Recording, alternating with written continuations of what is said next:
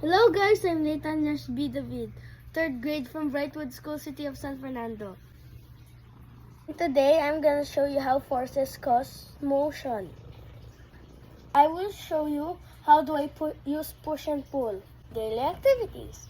Come along and I will show you. Before I go to bed, I usually read books.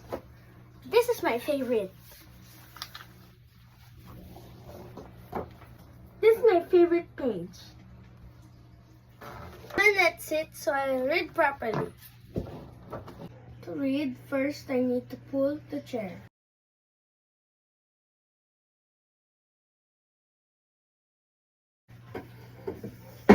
When I pull the chair, it moves towards me. We are applying force to create motion. Okay, let's pull again. It became more near. Since there. Pull is the force that I need to move this object.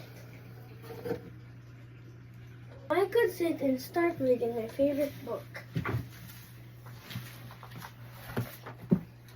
Now I'm done reading my favorite book. Now it's time to get clothes for my shower. Let's pull this.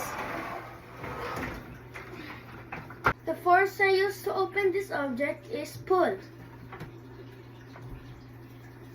See how the door moves from left to right? Move from one place to another called motion. I'm gonna get my clothes. Pull, get, push. Pull, get, pull, push. To take a shower. I'm done getting my clothes. Time to get the shower. To go in, push the door. As I push this door, it moves away from me. See how I push it? It moves away from me. Push is the force I use to move this door. Next time, guys, I need to take a shower.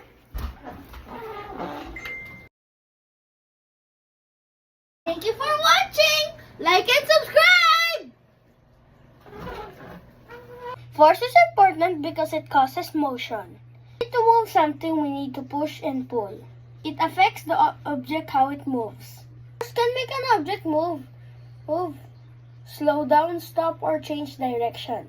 Push and pull are actions we do every day. Actions help us do many things in home and school. But push and pull helps us understand on how things move.